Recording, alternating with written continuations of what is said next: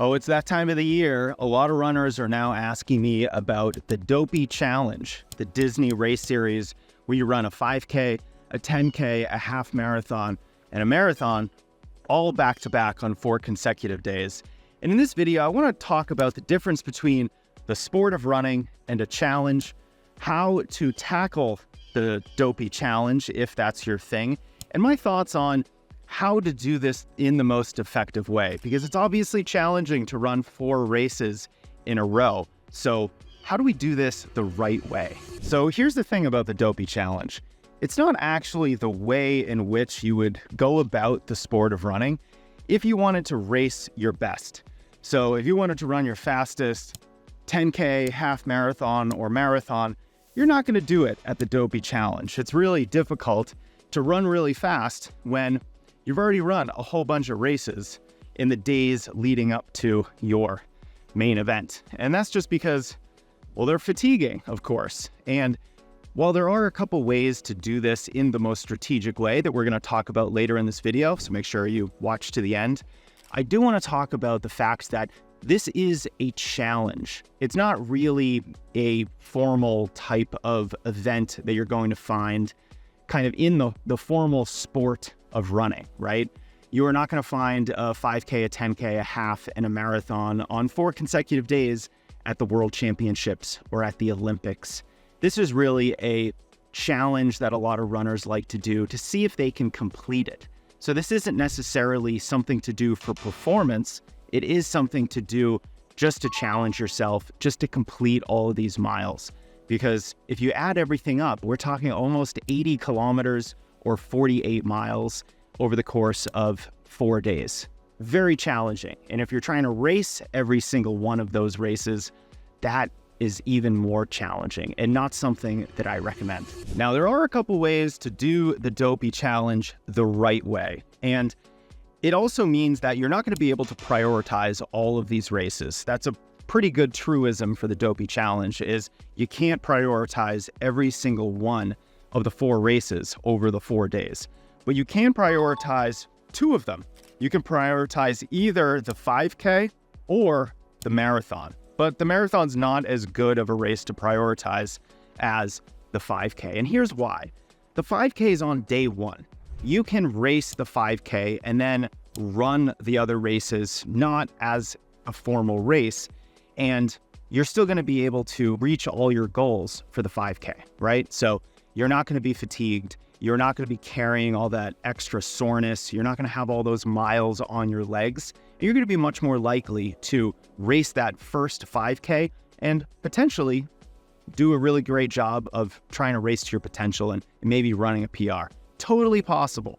But if you do it the marathon, it might not be 100% possible. So if you're going to prioritize the marathon, here's what we're going to do. We're going to run the 5K, the 10K, and the half at an easy effort.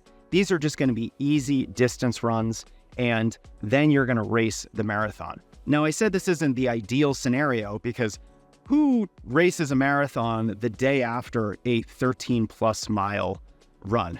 It's not exactly what you should be doing the day before a marathon. It's just going to increase your fatigue and soreness levels, and you're going to be less likely to race to your potential on marathon day. But if you're going to use one of these ways in which to race a race at the Dopey Challenge, this is the way you got to do it. You either got to race the 5K at the beginning and then run the rest of the races at an easy effort, or run the first 3 races at an easy effort and then run the marathon at a hard effort.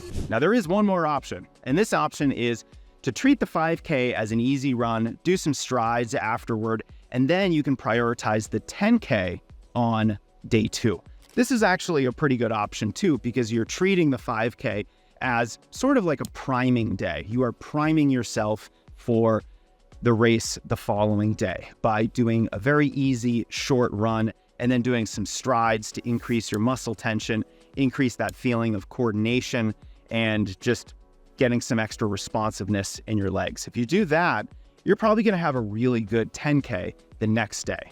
But it's not possible to prioritize all the races at the Dopey Challenge. All right, so how would you actually train for the Dopey Challenge? If you know you're going to be running a marathon, but all these miles ahead of the marathon, How do you get yourself ready for that? Well, if you're prioritizing the marathon, I would tell you to get in really good marathon shape, and that's probably 98% of what you have to do. You don't really have to do too much different for the Dopey challenge, but notice I said get in really good marathon shape. Don't get in okay marathon shape. Don't start your 16-week marathon training plan with a 10-mile long run and then progress from there. You really need more of those high-quality long runs in the 15 to 20-mile range so that not only are you prepared for the marathon itself, but you're also prepared for the preceding mileage. You're ready for running a 5K and then a 10K, and then the day before your marathon, a half marathon. That is difficult. That is going to incur a whole bunch of extra fatigue on your legs, and you just need to be a little bit more ready for that. So I would definitely encourage folks, get in really good marathon shape ahead of the Dopey challenge to ensure that you're just going to feel okay completing all those miles. Now, with that said, one thing that I would change for someone running the Dopey challenge is what I would do is do 1 or 2 back-to-back long runs. So you're going to take a page out of an ultramarathon's training handbook and do a back-to-back long run. Now, these don't have to be as long as your normal long runs, but I do think that, somewhere in the 15 to 20 mile range is a good plan for your long runs. So for example, on Saturday, you might run 19 or 20 mile long run. And then on Sunday, you might run a 13 to 16 mile long run, depending on your capabilities and what you feel comfortable with. This is going to very specifically prepare you for running a half marathon and then a marathon, okay? So getting used to running on tired legs for a very long time is really great preparation for Dopey. So if you're preparing for the Dopey challenge, I hope this was helpful just to conceptualize that this is a little bit different than the formal side of the sport of running. This is a challenge. This has to be approached a little bit differently. And you probably shouldn't race every single one of the races in the Dopey challenge. Prioritize either the 5K or the 10K or the marathon, but know that the marathon is probably not going to be as good as your best marathon because you're carrying some extra fatigue into the race. And one last tip, because I actually did bring my kids to Disney World earlier this year, walking around Disney World for a day without any running is probably going to give you about 15,000 steps. That's what I did 2 days in a row at Disney World. And if you're running these races and going to Disney, maybe you're with your kids, maybe you want to bring them around, you're really going to be carrying some extra fatigue into the race. So I would tell runners doing the Dopey challenge not to spend a lot of time in the park. You're just going to be on your feet all day long, and you're going to have absolutely no pop in your step. You're not going to be responsive.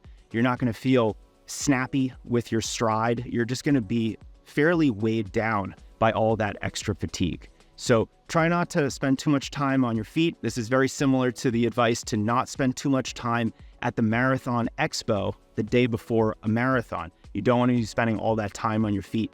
Take some ice baths after these races leading up to the marathon. You're going to want that extra recovery. You're going to want that anti-inflammatory and anti-inflammation benefit. There we go. These are hard words to say, guys. And it's also just going to give you a little bit more muscle tension. You're going to feel a little bit more responsive as the days go by because of those ice baths. So good luck with your Dopey challenge. And if you like advice like this, make sure you hit that subscribe button.